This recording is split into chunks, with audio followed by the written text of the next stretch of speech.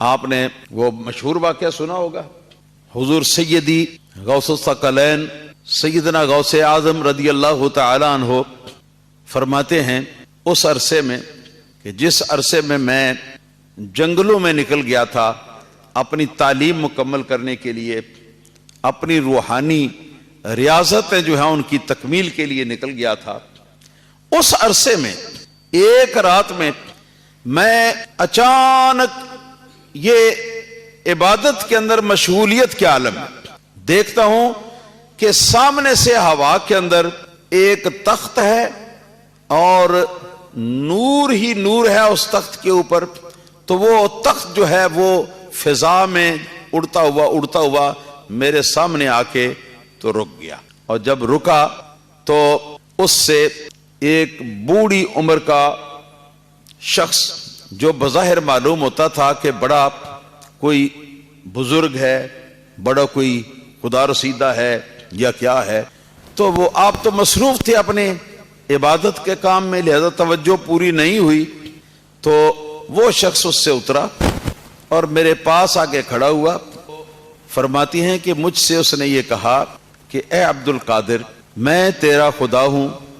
اور تو نے میری اتنی عبادت کی ہے،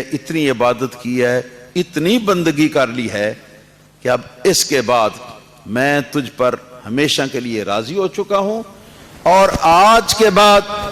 جتنے بھی فرائض ہیں اور احکام ہیں اسلام کے وہ سارے کے سارے میں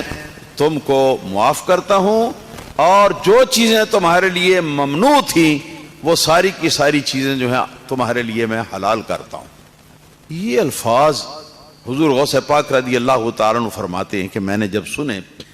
تو میرے دل میں یہ خیال آیا، یہ مرتبہ کہ جب احکام الہی کسی کے حق میں معطل کر دیے جائیں، اگر ملنا ہوتا تو جو سب سے بڑا قرب کا مرتبہ پانے والے ہیں اللہ کے نزدیک وہ تو حضرت محمد مصطفیٰ صلی اللہ علیہ وسلم ہے، تو یہ تو ان کو ملتا،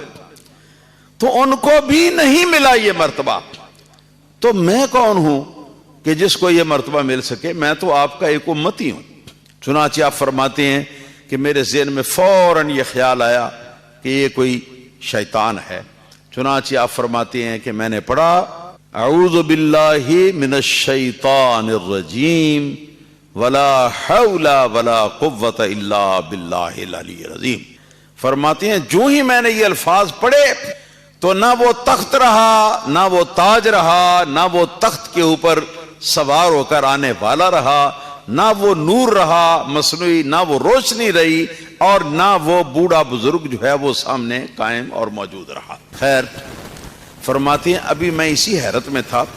یہ کیسے شیطان کے بہکاوے ہوتے ہیں، اچانک وہ دوسری طرف سے جا کے نا تو میرے پاس آیا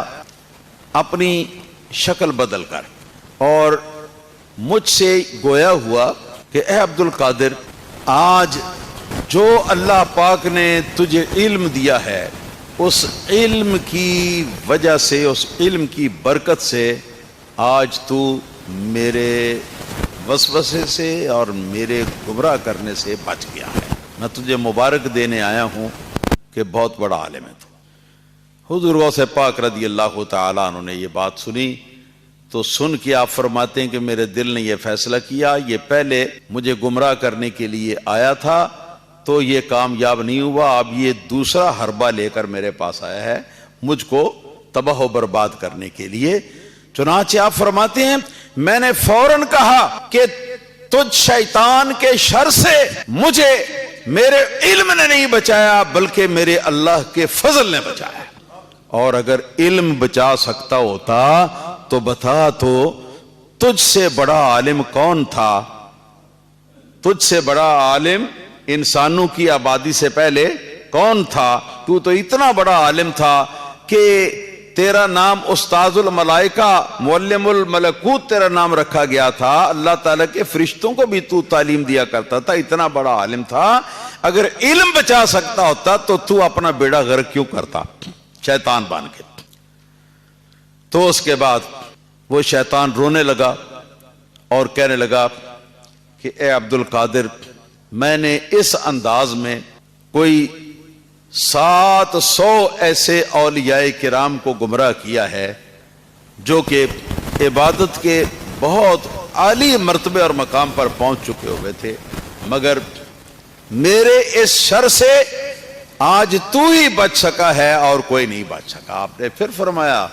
وقانی فضل ربی، میرے رب کے فضل نے مجھے بچایا۔ تو اب آپ کو بات جو ہے اچھی طرح یہ سمجھ جانی چاہیے۔